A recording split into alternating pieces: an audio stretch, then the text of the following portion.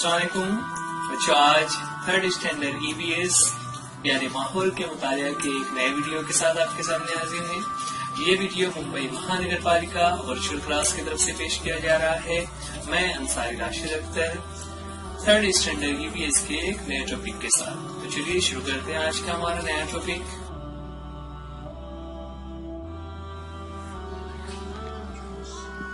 Third standard EVS में आज हम जो सबक देखने जा रहे हैं वो बहुत इंटरेस्टिंग है। ये एक्चुअल में एक्टिविटी बेस्ड सबक है, यानी आपको इसमें बहुत सारी चीज़ें खुद से ही करनी है। चलिए शुरू करते हैं। हमारे सबक का नाम है third standard EVS Urdu medium के बच्चों के लिए, और हमारा आज का टॉपिक है मैप्स एंड डायरेक्शंस यानी सिमत और नक्शा। मैं Ansari Rashid Akhtar third standard EVS के एक नए वीडियो के साथ। बच्चों, सिमत और नक्शा सबक शुरू करने पहले एक एक्टिविटी दी हुई है। ये आपको क्लासरूम में करना था, लेकिन चूंकि आजकल स्कूल बंद है इसलिए हम क्लास में तो नहीं कर पाएंगे। हम यहाँ पर उसे आपके सामने करके बताने की कोशिश करते हैं। यहाँ पर बच्चों एक क्लास है जिसमें कुछ बच्चे खड़े हुए हैं। दरमियान में उन्होंने एक लाइन इस तरह बनाई हुई है, दो लाइन से बनाई हुई है, जिसमें हर बच्चा अपने सामने वाले बच्चे की तरफ देख रहा है ना। यानी सब लोग सामने सामने देख रहे हैं। इस तरह दोनों लाइन के बच्चे एक दूसरे को देख रहे हैं। अब जब ये बात आ रही है कि हमें सिमते और नक्शे के बारे में पढ़ना है, तो यहाँ पर हम कुछ सवालात ले लेते हैं। पहला सवाल है कि जमात में तख्ता-ए-सियाह यानी ब्लैक बोर्ड किस जानिब है। बच्चों सोचिए जरा, अगर ये सवाल इन बच्चों से किया जाए तो बच्चे क्या जवाब देंगे। जाहिर सी बात है बच्चे अलग अलग जवाब देंगे। क्यों अलग अलग जवाब देंगे, उसकी वजूहात कि सबसे पहले जिसे यहाँ पर इन बच्चों ने जवाब दिया हुआ है कि एक बच्चा कह रहा है कि बाएं जानिब है, दूसरा बच्चा कह रहा है दाएं जानिब है। इसी तरह कोई और बच्चा अगर लें तो वो भी दाएं या बाएं कहेगा। अब एक बच्चा कह रहा है बाएं और एक बच्चा कह रहा है दाएं, हम किसकी बात मानेंगे। तो ये तो बहुत ही मुश्किल सवाल हो जाएगा कि हम क्लासरूम में ब्लैक बोर्ड किस साइड में है ये नहीं बता सकते, क्योंकि दो बच्चे दो अलग अलग जवाब दे रहे हैं। इसी तरह किसी और बात की अगर हम मिसाल लें, मिसाल के तौर पर कि जमात में एक जो दरवाज़ा है, जो एंट्री गेट है, दरवाज़ा है, वो किस जानिब है। तो वापस से अब यहाँ पर दो राय हो जाएगी। कुछ बच्चे कहेंगे कि भाई ये तो हमारे पीछे है, और दूसरे कुछ बच्चे कहेंगे कि ये हमारे सामने है। तो अलग अलग किस्म के बच्चे अलग अलग तरीके से जवाब देंगे। कुछ कहेगा पीछे, कुछ कहेगा सामने, कुछ कहेगा पीछे, कुछ कहेगा सामने। यानी हम एक ही जवाब पर नहीं आ सकते। इसी तरह एक और एग्जांपल है कि उस्ताद की मेज कहाँ है, यानी टीचर का टेबल कहाँ रखा हुआ है। तो उसका भी जवाब दाएं बाएं के हिसाब से आएगा। कुछ लोग कहेंगे दाएं, कुछ लोग कहेंगे बाएं। अब ये जो जवाब हमें दिया जा रहा था, ये जो जवाब बच्चे दे रहे हैं, ये जवाबात उनकी जगह तो वो सही है, लेकिन इन जनरल हमें ये जवाब मदद नहीं कर रहे हैं कि दरअसल वो बोर्ड कहाँ पर है, या फिर वो दरवाज़ा कहाँ पर है, या टीचर का टेबल कहाँ पर है। तो अब इस मसले को कैसे हल करेंगे, तो उसको हल करने के लिए हमारे पास सॉल्यूशन दिया हुआ है। सॉल्यूशन क्या है कि आप जब इस तरह से जवाब देना चाह रहे हैं तो उसके लिए क्या करना होगा, यहाँ दिया हुआ है कि फर्ज करें कि ब्लैक बोर्ड तुम्हारे दाएं जानिब है, तो सामने वाले के लिए वो बाएं जानिब होगा। इसी तरह अगर किसी के पीछे है तो दूसरे वाले बच्चे के लिए वो सामने होगा, है ना। यहाँ पर भी वैसा ही आ रहा था कि एक साइड के बच्चे कह रहे थे आगे सामने और एक कह रहे थे पीछे। इसी तरह दरवाज़ा, ब्लैक बोर्ड, टेबल और दूसरी तमाम चीज़ों के बारे में इसी तरह से दो राय बन जाएगी। दोनों तरह के बच्चे अलग अलग कहेंगे। दाएं बाएं आगे पीछे इन जवाबों से कोई चीज़ कहाँ पर है हमें उसका सही से पता लगाना मुश्किल हो जाता है। अब जब चीज़ों के बारे में या किसी जगह के बारे में, किसी एरिया के बारे में नहीं मालूम रहेगा तो फिर क्या होगा, हम लोग इसी तरह से परेशान रहेंगे कि आखिर किस जानिब जाना है। इस मसले को हल करने के लिए ही सिमतों का इस्तेमाल दिया गया कि अगर हम समतों का इस्तेमाल करते हैं तो समतों का इस्तेमाल करने की वजह से हम आसानी से जवाब बता सकते हैं। यहाँ पर चलिए पहले हम सिमतों के नाम लिख लेते हैं, एक एक करके नाम हम लिखेंगे जो सिमतें हैं। और अब यहाँ पर अगर हम सिमतों का नाम लिख देते हैं तो सिमतों का नाम लिखने के बाद आसानी से हम बता सकते हैं कि कौन सी चीज़ कहाँ पर है, किस जानिब है। चलिए हम यहाँ पर सिमतों के नाम लिख देते हैं, एक एक करके नाम हमारे सामने आ जाएंगे। और यहाँ पर आ गया है, ब्लैक बोर्ड के ऊपर है मगरिब, सामने की दीवार पर है शुमाल और पीछे की तरफ है मशरिक। अब अगर सवाल किया जाए कि जमात में तख्ते सियाह तुम्हारी किस जानिब है, तो इसके जवाब में अब बच्चे क्या कहेंगे। अब बच्चे दाएं बाएं आगे पीछे इस तरह के अल्फाज नहीं कहेंगे, बल्कि वो क्या कहेंगे, वो सिमत का नाम बता देंगे। जैसे यहाँ पर जब सवाल किया गया कि जमात में तख्ते सियाह यानी ब्लैक बोर्ड किस तरफ है, तो ब्लैक बोर्ड चूंकि मगरिब की तरफ है, इसलिए सब बच्चों का जवाब एक ही रहेगा। वो सब कहेंगे कि ब्लैक बोर्ड मगरिब की सिमत में है, मगरिब की साइड वाली दीवार पर लगा हुआ है। तो ये क्यों कर हो सका, क्योंकि हमने ब्लैक बोर्ड के ऊपर सिमतों का तयन कर दिया, हमने बता दिया कि मगरिब की सिमत है, इसलिए सब बच्चों का जवाब यकसा आ रहा था। इसी तरह जो दूसरा सवाल था कि दरवाज़ा किस तरफ है, दरवाज़ा किस जानिब है, जाहिर सी बात है यहाँ पर चूंकि सिमतों का तयन हो चुका है, दरवाजे की सिमत में शुमाल लिखा हुआ था, इसलिए सब बच्चे भी वही कहेंगे यानी शुमाल कहेंगे। पहले क्या हो रहा था, पहले कुछ बच्चे आगे और कुछ बच्चे पीछे इस तरह का कह रहे थे, लेकिन अब चूंकि सिमत हो गया है, सिमतों का तयन है, इसलिए शुमाल और शुमाल का नाम लिया गया। इस तरह सब बच्चे जवाब यकसा दे रहे हैं।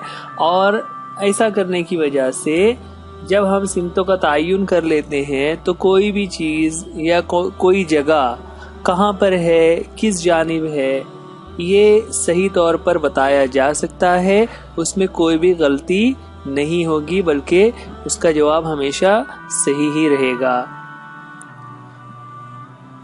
अब यहाँ पर सिमतों की जब बात चल रही है तो सिमतों को हम पहचानेंगे कैसे, है ना, ये भी तो एक सवाल है कि कौन सी सिमत किस जानिब है, ये कैसे समझ आएगा। तो उसके लिए बहुत ही आसान सा एक रूल बनाया गया है, आप उस रूल को समझ लें तो आपको हमेशा सिमतों को पहचानने में आसानी होगी। सिमतें 4 हैं, मशरिक, मगरिब, शुमाल, जुनूब। ये 4 अहम सिमतें हैं, लेकिन मसला वही है कि उन्हें पहचाना कैसे जाए। तो उनको पहचानने के लिए एक अमल जो आप किसी भी जगह से कर सकते हो, वो अमल है कि जब सूरज तुलू होता है, यानी सुबह के वक्त सूरज जिस सिमत से निकलता है, जहां से सूरज निकलना शुरू होता है, उस तरफ मशरिक होता है। और ये तो हर जगह से होगा, जिस जगह पर भी आप हैं वहां पर देखिए कि सूरज सुबह किस तरफ से निकल रहा है, वो सिमत मशरिक कहलाएगी। इसके बरखिलाफ सूरज जिस सिमत में डूबता है वो उसके उल्टे साइड में होगा, उसके अपोजिट डायरेक्शन में होगा, और वो सिमत कहलाती है मगरिब की ना। तो मशरिक यानी ईस्ट में सूरज निकलता है और मगरिब यानी वेस्ट में सूरज डूबता है। अब इस सूरज निकलने और डूबने के अमल की वजह से 2 सिमतों का तयन तो हम आसानी से कर सकते हैं। अब बाकी के जो 2 सिमतें हैं, जुनूब और शुमाल, उन्हें किस तरह से मुतय्यन किया जाएगा, उसे कैसे मालूम किया जाएगा कि किस जानिब शुमाल है और किस तरफ जुनूब है। तो उसके लिए एक प्रैक्टिकली मश्क यहाँ पर बताई हुई है कि मशरिक की तरफ अगर मुंह करके हम खड़े हो जाते हैं, यानी जिस तरफ से सूरज निकल रहा है वहाँ उसके तरफ हम अगर मुंह करके खड़े हो जाएंगे तो सामने मशरिक होगा और पीछे की तरफ मगरिब होगा, है ना। मशरिक हमारे सामने है, मगरिब हमारे पीछे है। इस पोजीशन में हमारे दाएं जानिब यानी राइट हैंड पर जो सिमत होगी वो जुनूब कहलाएगी और लेफ्ट हैंड पर जो सिमत होगी वो शुमाल कहलाएगी।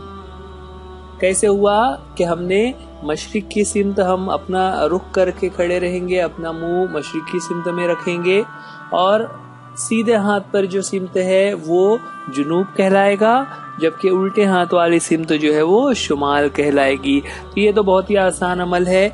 आपके लिए एक एक्टिविटी भी रहेगी कि आप सुबह के वक्त कभी अपने घर के बाहर इस तरह खड़े हो जाइए कि जिस तरफ से सूरज निकल रहा है वो आपके सामने हो, और फिर आप गौर कीजिए कि आपके मशरिक की सिमत में कौन कौन सी चीजें हैं, आपके जुनूब यानी सीधे हाथ की तरफ क्या क्या है, शुमाल यानी उल्टे हाथ की तरफ क्या क्या है, और मगरिब जो आपके पीठ के साइड है, आपके पीछे है, उस तरफ कौन कौन सी चीजें हैं। तो एक एक्टिविटी है हम कर सकते हैं, आप अकेले भी कर सकते हो, आप अपने घर में अपने पेरेंट्स के साथ करके उन्हें भी बता सकते हो कि किस तरह से मशरिक मगरिब और शुमाल जुनूब सिमतों का तयन किया जाता है। जब तक सिमतें ना पता हो तो हमें किसी भी जगह पहुंचने में या वो जगह कहाँ पर है, किस तरफ से जाना होगा, इसका तयन करना मुश्किल होता है। लेकिन अगर हमें सिमत मालूम हो जाए तो हमें वहाँ पहुंचना आसान है। अब उसी को लेकर एक एक्टिविटी दी हुई है जिसका नाम दिया हुआ है दिलचस्प चौकोन। इसमें एक यहाँ पर एक मुरब्बे की शक्ल का बनी हुई है जिसमें हमारा घर दिखाया हुआ है। इस घर के चारों जानिब सिमतों के नाम लिखने हैं। तो कैसे नाम लिखेंगे, जैसा अभी हम बात कर रहे थे कि आप अपने घर के पास खड़े होकर ये देखिए कि सूरज किस तरफ से निकलता है और सूरज के तरफ मुंह करके खड़े हो जाएंगे तो आपके दाएं जानिब जुनूब और बाएं जानिब यानी उल्टे हाथ की तरफ शुमाल रहेगा और आपके पीठ के साइड में यानी आपके पीछे मगरिब रहेगा। तो आप ये अमल खुद से कर सकते हैं। इस तरह का एक डायग्राम आप अपनी नोटबुक में बनाइए और उसमें फिर आप सिमतें लिखिए कि किस जानिब कौन सी सिमत है ना। तो जहां से सूरज निकलता है वो हमारा मशरिक की सिमत होगी, जहां पर सूरज डूब रहा है वो मगरिब की सिमत होगी। ये तो हमें समझ आ गया। उसके अलावा शुमाल और जुनूब के बारे में भी हमने बात की कि शुमाल और जुनूब मगरिब की तरफ मशरिक की तरफ अगर हम मुकर के खड़े हैं तो सीधे हाथ पर जुनूब और उल्टे हाथ पर शुमाल होता है। तो ये सिमत मुतय्यन करने का एक तरीका है जिसके जरिए से हम कौन सी सिमत कहाँ पर है यह आसानी से बता सकते हैं। अब इसी नक्शे में हम मुख्तलिफ जगहों के नाम भी लिख सकते हैं। जैसे अगर आपके घर के कौन से साइड में आपके दोस्त का घर है ना, आपके पड़ोस में कौन से लोग रहते हैं तो आप उनका नाम लिख सकते हो। जैसे आप ये हमने एक घर बनाया था तो हम ऐसा कई घर बना देंगे और उसमें हम लिखेंगे कि कौन से घर शुमाल की जानिब है, कौन से जुनूब, कौन से मशरिक, कौन से मगरिब। इसी तरह दरख्त, अगर कहीं पर आपके इलाके में बड़ा सा दरख्त है तो वो किस सिमत में है, फिर वहाँ पर कौन कौन से रास्ते हैं, वो रास्ते किन सिमत में है ना। करीब में आपके कौन सा ऐसा स्टॉप है, बस स्टॉप है या फिर रेलवे स्टेशन है या स्कूल है। इन तमाम चीज़ों का नाम आप लिखिए कि वो कौन सी सिमत में है। आप उसका छोटा छोटा निशान बनाकर भी लिख सकते हैं। तो इस तरह जब हम अपने माहौल के अतराफ में मालूमात हासिल करते हैं तो हमें अपने माहौल में और ज़्यादा चीज़ों की अहमियत मिलती है।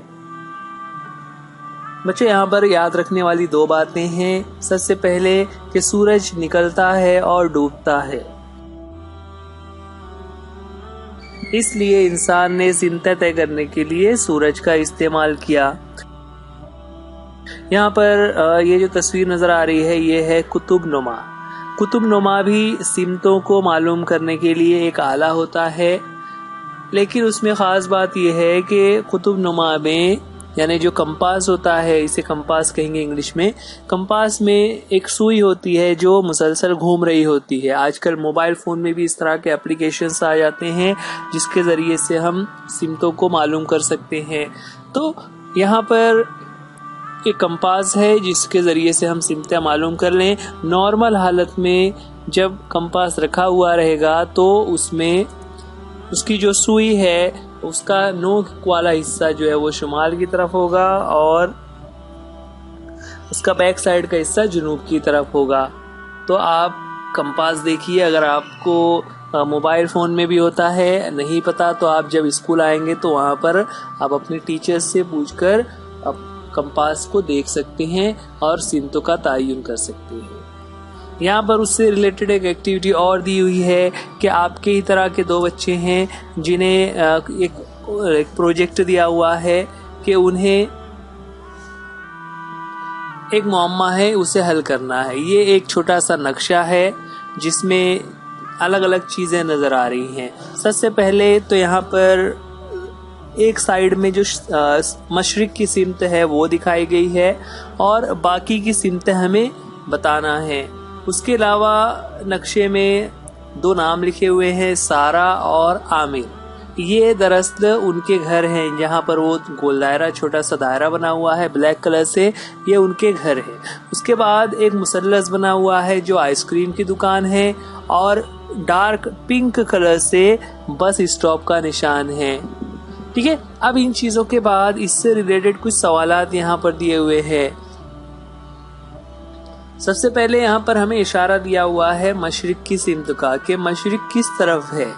तो मशरिक की वजह से हम बाकी सिमतों को आसानी से बता सकते हैं कि बाकी की सिमतें किस तरफ है। जैसे यहाँ पर मशरिक अभी हमने देखा था कि जिस तरफ से सूरज निकलता है वो मशरिक होता है ना। तो बकिया तीनों सिमतें हम किस तरह लिख सकते हैं कि उसके अपोजिट में यानी सामने की तरफ मगरिब रहेगा। यहाँ पर दोनों के दरमियान में जुनूब और शुमाल इस तरह से आ जाएंगे कि अगर मशरिक से सीधे हाथ मशरिक की तरफ मुकर के खड़े हैं तो सीधे हाथ पर जुनूब है और उल्टे हाथ पर शुमाल है। तो इस तरह हमने सिमतों के नाम लिख दिए। सिमतों का नाम लिखने के बाद अब सवाल है कि आइसक्रीम की दुकान से बस स्टॉप की तरफ जाने के लिए किस सिमत में जाना होगा। देखिए बच्चों, यहाँ पर आइसक्रीम की दुकान जो ग्रीन कलर का ट्रायंगल है, मुसल्लस है, वो है और बस स्टॉप पिंक कलर से बना हुआ है। तो वहां जाने के लिए हमें मशरिक की सिमत जाना होगा। कैसे हमने पहचाना कि अगर हमें सिमत पता है तो सिमतों के नाम देखकर हम बता सकते हैं कि किस तरफ चलते जाएंगे तो बस स्टॉप आ जाएगा।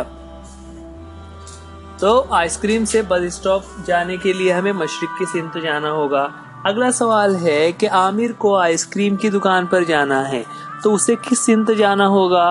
देखिए, आमिर यहाँ पर जो नीचे डॉट बना हुआ है और उसे आइसक्रीम की दुकान पर जाना है, यानी उसे मगरिब की सिमत जाना है ना। आमिर को आइसक्रीम की दुकान पर जाने के लिए उसे मगरिब की सिमत जाना होगा। मगरिब की सिमत चलते चलते वो आइसक्रीम की दुकान पर पहुंच जाएगा। आगे बढ़े, अगला सवाल लेते हैं। अगले सवाल में है कि सारा को बस स्टॉप की तरफ जाना है तो उसे किस सिमत जाना होगा। सारा कहाँ पर है? देखिए, यहाँ जहाँ पर जुनूब लिखा हुआ है उसके करीब में लिखा है सारा। उसे बस स्टॉप की तरफ जाना है तो उसे किस जानिब चलना होगा? उसे जुनूब से निकलकर शुमाल की जानिब चलना होगा। इस तरह जब वो शुमाल में की सिमत चलती जाएगी तो वो आगे चलकर आइसक्रीम की दुकान पर या बस स्टॉप पर पहुंच जाएगी। बच्चों, ये जो हम बातें कर रहे हैं ये तो बिल्कुल एक सादा सी मिसाल हमने ली अपने इलाके की, अपने आसपास की, अपने घर के करीब की। लेकिन हमारे सबक का जो नाम है वो है नक्शा और सिमतें।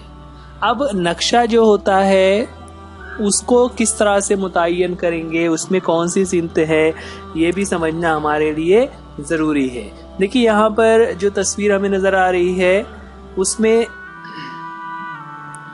आमतौर से सिमतों के लिए निशान बने हुए होते हैं, है ना, कि कौन सी सिमत किस तरफ है। और उस निशान की मदद से हम समझ जाते हैं कि कहाँ पर है।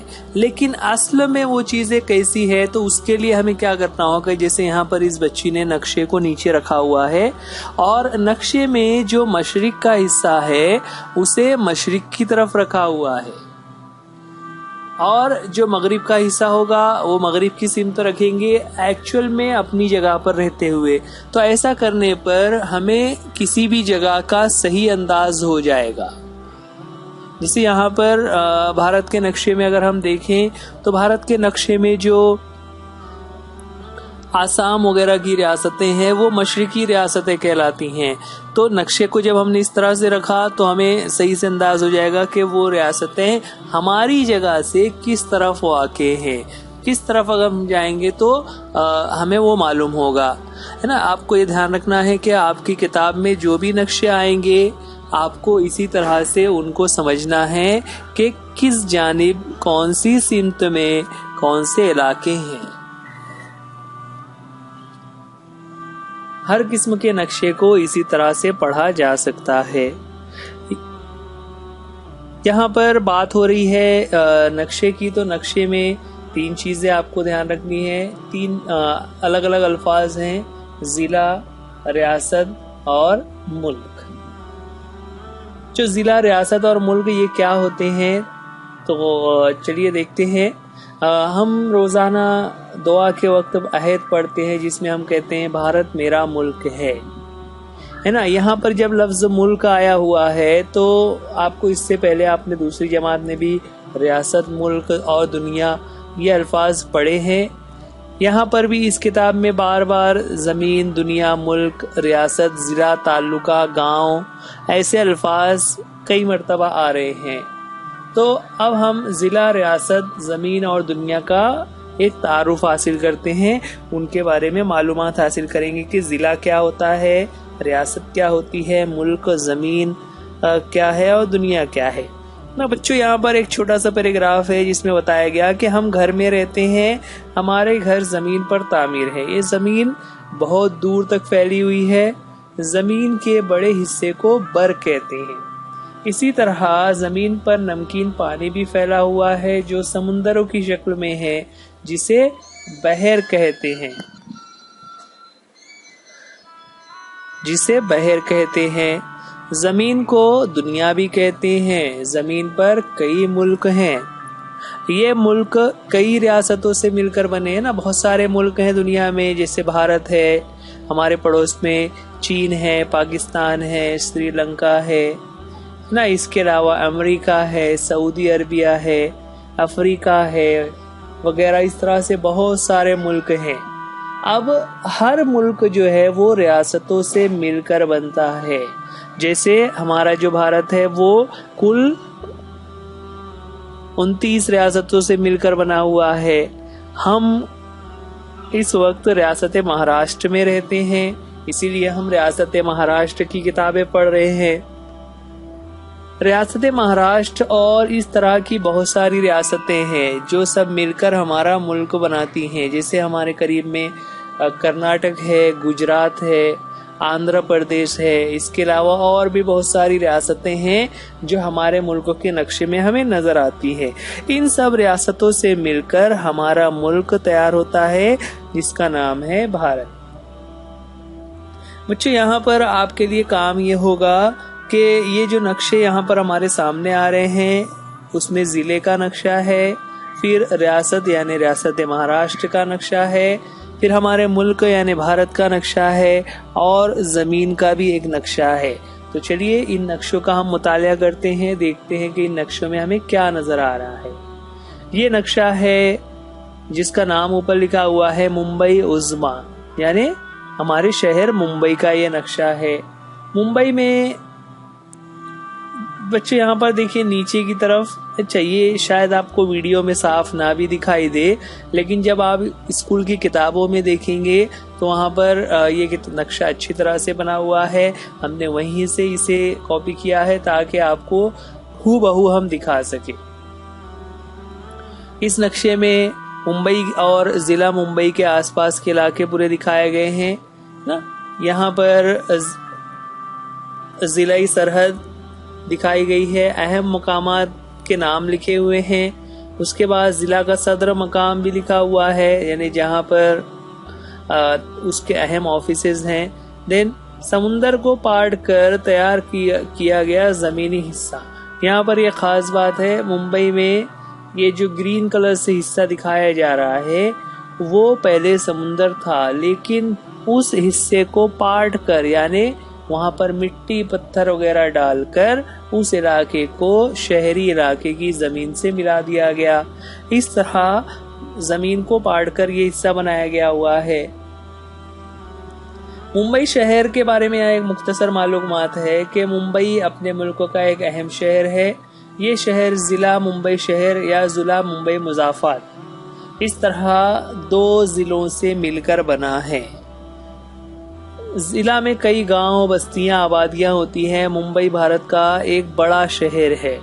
ये अपनी रियासत यानी रियासत महाराष्ट्र की राजधानी है ना। नक्शे में जो इशारिया दिया हुआ है, इशारिया यानी नीचे जो बॉक्स में नाम वगैरह निशानात लिखे बने हुए हैं, सिमतों की मदद से नक्शे को समझने की कोशिश करिए और नीचे दिए हुए अमल को कीजिए ना। यहाँ पर कुछ एक्टिविटीज दी हुई है जिसमें जो हमारी बुक में है वो हम यहाँ पर नहीं ले रहे हैं, हम सिर्फ वो नक्शे को पढ़ रहे हैं। देखिए किस तरह से उसमें अलग अलग इलाके हैं ना। नीचे की तरफ से अगर शुरू करें तो नीचे की तरफ यानी जुनूब में कुलाबा, चर्च गेट, फोर्ट, उसके बाद बायकल्ला, मुंबई सेंट्रल, सीवड़ी के बाद दादर, सायन, कुर्ला, बांद्रा, सीधे हाथ की तरफ है मानखुर्द, और इस तरह से इलाके आगे बढ़ते चले जाते हैं। आगे बढ़ते हैं, दूसरा नक्शा हम देखते हैं। दूसरा नक्शा है हमारे सामने हमारी रियासत का, जो है रियासत महाराष्ट्र। जो यहाँ पर देखिए रियासत महाराष्ट्र में ये पूरा जो किनारे की तरफ मोटी लाइन दिखाई दे रही है वो महाराष्ट्र का सरहद है, लेकिन उसके अंदर जो छोटी छोटी लाइनों से, हल्की हल्की लाइनों से अलग अलग इलाकों को बांटा गया है। ये अलग अलग इलाके जिले हैं ना, जिसमें अहम जिलों में हम बात करें तो नासिक, धुलिया, पूना, इस तरह से अलग अलग जिले हैं और भी बहुत सारे अजला हैं। तो ये जिले हैं। अब हर जिला का अपना एक शहर होता है, जो वहाँ का खास एक शहर होता है। आमतौर से उस शहर के नाम से ही जिले का नाम भी होता है। ठीक है। अब यहाँ पर लेफ्ट हैंड पे देखें तो वहाँ लिखा हुआ है जिला मुंबई शहर। जिला मुंबई शहर चूंकि महाराष्ट्र की राजधानी है, इसलिए उसे इस तरह से एक वहाँ पर दायरा करके निशान बनाया हुआ है ना। बच्चों यहाँ पर आप देखिए और बताइए कि आप किस जिला में हैं ना। ये वीडियो चूंकि पूरे महाराष्ट्र में पेश किया जा रहा है, इसलिए आपको देखना है कि आपका जिला कौन सा है और उसके आसपास में कौन कौन से जिले हैं। अहम बात आपके लिए ये होगी कि देखिए नीचे यहाँ पर सिमतों के नाम लिखे हुए हैं, शुमाल, जुनूब, मशरिक, मगरिब। तो आपको ये देखना है कि आपका जिला कौन सा है और आपके शुमाल में कौन सा जिला है, मगरिब में कौन सा जिला है, जुनूब में कौन सा जिला है, मशरिक में कौन सा है। जैसे हम मिसाल अगर मुंबई की, तो मुंबई से अगर हमें पुणे की बात करनी हो, मुंबई से पुणे, तो मुंबई से पुणे हमें किस सिमत में जाना होगा? तो मुंबई से पुणे हमें मशरिक की सिमत में जाना होगा, क्योंकि यहाँ पर जो नीचे की तरफ सिमतों का नक्शा दिया हुआ है उससे हमें समझ आ रहा है कि मुंबई से पूना के लिए मशरिक की सिमत जाना होगा। इसी तरह तमाम अजला के बारे में हम कह सकते हैं, लिख सकते हैं। अच्छा, आपको इन अजला के नाम याद रखने होंगे, कौन कौन से अजला हैं और किस तरह से वो एक दूसरे से करीब हैं। आप जब बड़ी क्लास में जाएंगे तो इनकी और भी ग्रोहबंदी की हुई है, जहाँ पर आप समझ सकते हो, याद रख सकते हो किस तरह से होता है।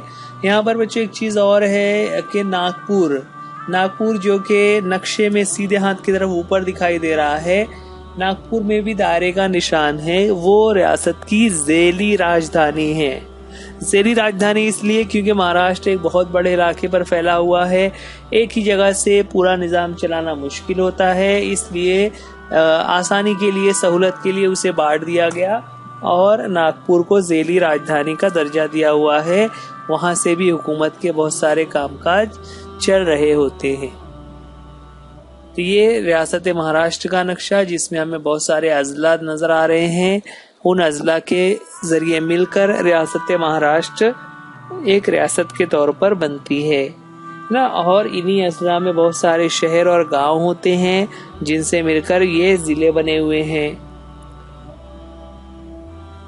अब देखते हैं हम भारत का नक्शा। भारत के नक्शे में भी उसी तरह से रियासतों की तकसीम बताई गई है ना। अपने मुल्क के नक्शे को अगर हम देखें तो यहाँ पर उसमें अलग अलग रियासतें हैं और ऊपर की तरफ सेंटर में एक जगह पर दायरे का निशान बना हुआ है, जो हमारे मुल्क की राजधानी नई दिल्ली है ना। उसके अलावा देखिए, अब दिल्ली से महाराष्ट्र की अगर हम बात करें तो दिल्ली ऊपर है, महाराष्ट्र नीचे है। दिल्ली से महाराष्ट्र जाने के लिए हमें जुनूब की तरफ सफर करना होगा। उसके बाद आते हैं दुनिया के नक्शे पर। ये हमारी जमीन है, जिसमें अलग अलग बड़े बड़े जो जमीनी इलाके हैं उनको नाम दिया हुआ है, जिसमें एशिया, यूरोप, शुमाली अमेरिका, अफ्रीका, ऑस्ट्रेलिया, अंटार्कटिका, इस तरह से ये यहाँ पर नक्शे में दिखाया गया है। और जो नीले कलर से है वो दरअसल समुंदर का पानी वाला इलाका है, जहाँ पर जमीन नहीं है बल्कि वो पानी है। इस बर्रे आज़म में भारत के नक्शे को भी यहाँ पर दुनिया के नक्शे में दिखाने की कोशिश की गई है कि हमारा भारत कहाँ पर है। तो ये नक्शा और नक्शे की पहचान, आप थोड़ा सा अगर नक्शों को देखना शुरू करें तो आप आसानी से नक्शों को पहचान सकते हैं। बच्चों, ये वीडियो मुंबई महानगर पालिका के शिक्षण विभाग की तरफ से BNC एजुकेशनल चैनल्स पर पेश किया जा रहा है। आप इस चैनल को सब्सक्राइब कीजिए, बेल आइकॉन को दबा दीजिए ताकि आपको नोटिफिकेशन से मिलते रहे। इसके अलावा वीडियो को लाइक कीजिए, शेयर कीजिए, अपने दोस्तों को भी बताइए और जो भी एक्टिविटीज आपको यहाँ दी जा रही हैं आप उसे सॉल्व कीजिए। तो बच्चों, आज के लिए इस वीडियो में इतना ही। उम्मीद करते हैं ये लेसन आपको समझ आ गया होगा। वीडियो देखने के लिए थैंक यू। अल्लाह हाफिज, गुड बाय।